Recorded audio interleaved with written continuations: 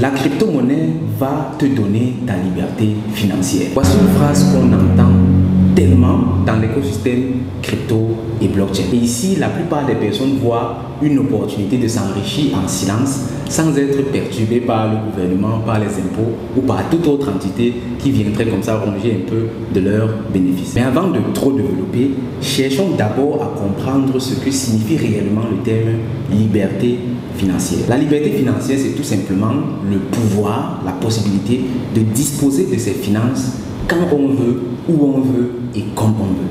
Ça veut tout simplement dire que aujourd'hui, par exemple, si je veux envoyer de l'argent du Tchad vers la Côte d'Ivoire, je ne peux envoyer qu'une quantité limitée d'argent.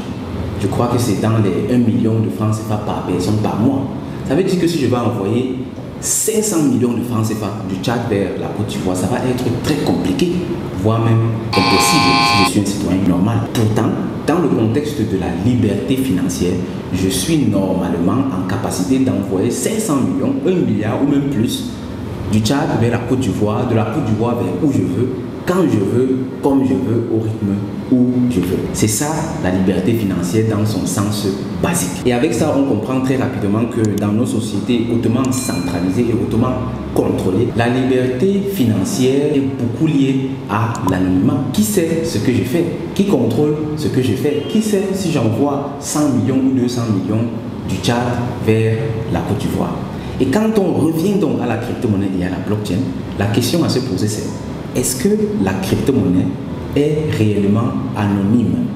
Et à ce niveau, la réponse est oui et non. Je vais t'expliquer pourquoi. Tout d'abord, non, parce que la crypto-monnaie n'est effectivement pas totalement anonyme. Généralement, on dit que la crypto-monnaie est pseudonyme, tout simplement parce que quand je fais une transaction crypto, ce qu'on voit, c'est une adresse.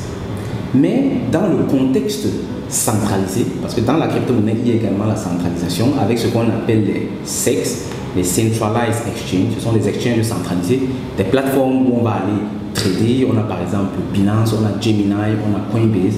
Toutes ces plateformes sont centralisées. Et pour y avoir accès, je dois m'enregistrer. Ça veut dire que je mets mes informations, nom, prénom, adresse email et tout ça. Quand je vais donc faire une transaction, mon adresse va s'afficher. Cette plateforme centralisée-là sait qui je suis et cette plateforme sait que la crypto-monnaie est partie de mon compte. Ça veut dire que si un gouvernement demande des explications à cette plateforme peut tout simplement aller dans le système et regarder, ok, cette adresse appartient à qui? On va voir, ok, ça appartient au coach Zangué. Ça, on envoie mes informations au gouvernement et puis on me demande des comptes. Ça, c'est le côté pseudonyme de la blockchain. D'une part, on voit juste l'adresse, mais d'autre part, si on veut savoir qui je suis, on va le savoir. Sur ce plan, la crypto-monnaie n'est donc pas anonyme, ce qui fait que tu n'as pas réellement ta liberté financière ici. Mais il y a un autre visage de la crypto-monnaie et de la blockchain. C'est ce qu'on appelle la DeFi, la finance décentralisée. Et c'est dans la finance décentralisée qu'on peut donc clairement dire que oui, la crypto-monnaie est anonyme. Parce que la finance décentralisée, c'est tout simplement un ensemble de protocoles qui fonctionnent de façon autonome sur la blockchain. Supposons que moi et mon ami Marc, on veut s'échanger quelque chose. Moi, je dois lui donner un téléphone. Lui, il doit me donner de l'argent en retour. Le problème, c'est que je ne fais pas trop confiance à Marc. J'ai peur que si je lui donne le téléphone avant, le gars ne va pas me donner l'argent. Et lui aussi, il ne me fait pas totalement confiance. Il a peur que s'il me donne l'argent avant, je ne vais pas lui donner le téléphone. Et ça, c'est un problème classique, le problème de confiance. Les êtres humains ont ça partout.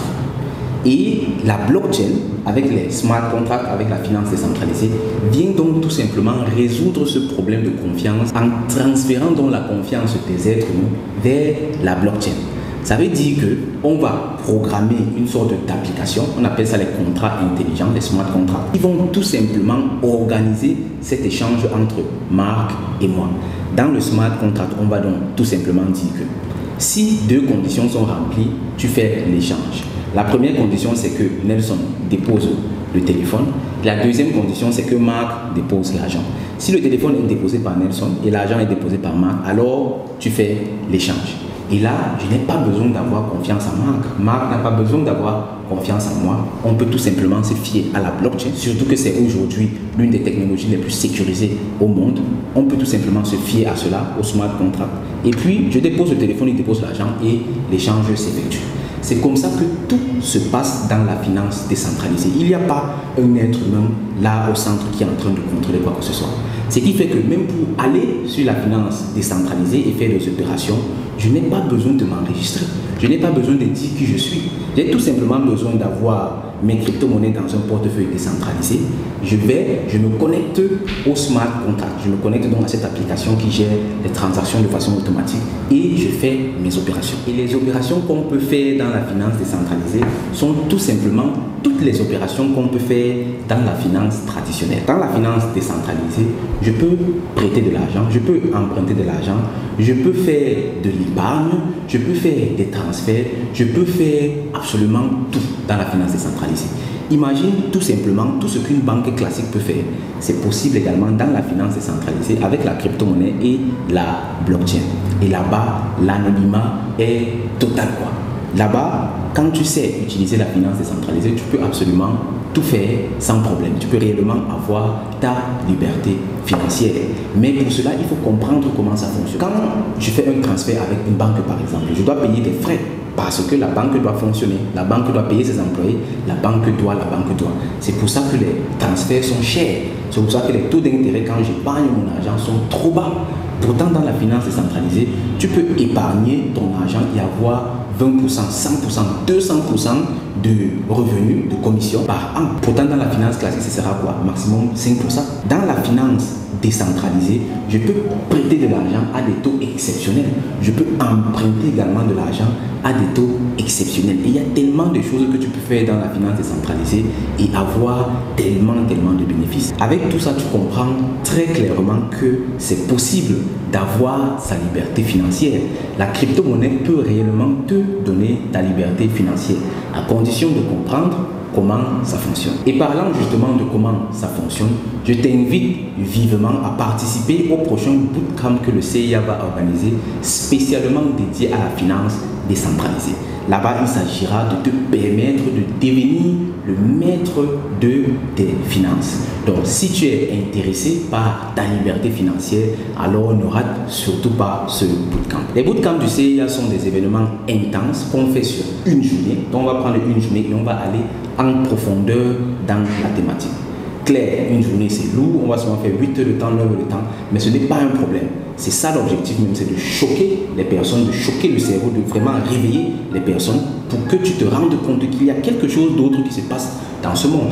Et par la suite, tu auras l'enregistrement de la séance que tu pourras suivre donc pas à pas, peu à peu et comprendre réellement comment ça fonctionne et enfin saisir ta liberté financière. Rassure-toi donc de participer à ce bootcamp. L'événement aura lieu en ligne, donc tu n'as pas besoin de te déplacer. Peu importe ton lieu, peu importe ta résidence, tu peux participer à ce bootcamp. Et même si ce jour, ce sera un samedi, tu n'es pas disponible, pas de problème. L'événement entier sera enregistré et mis à ta disposition si tu t'enregistres. Et enfin, pour les personnes qui pleurent souvent les finances, les bootcamps du CIA sont faits de façon à ce que tout le monde peut y participer. Le prix, il est vraiment dérisoire, c'est tout simplement 19 990 francs pour un contenu qui vaut minimum 500 000 à 1 million de francs CFA, carrément. Et le CIA offre ce bootcamp tout simplement parce que notre mission, c'est réellement de former et surtout d'accompagner un maximum d'Africains dans le monde de la crypto-monnaie, en Afrique et ailleurs. Je t'invite donc vivement à saisir cette opportunité et à nous rejoindre au prochain bootcamp du CIA qui aura lieu le 5 août 2023. Ce sera un samedi et on va prendre toute la journée pour travailler ensemble et pour se former à la compréhension et à l'utilisation de la crypto-monnaie, particulièrement dans la finance décentralisée et saisir comme ça notre liberté financière. Sur ce, je te dis merci de m'avoir écouté. Surtout, partage cette vidéo avec un maximum de personnes afin que plusieurs autres personnes puissent en bénéficier. Et d'ici là, je te dis, porte-toi très bien. On se retrouve dans le bootcamp. Au revoir, bye bye.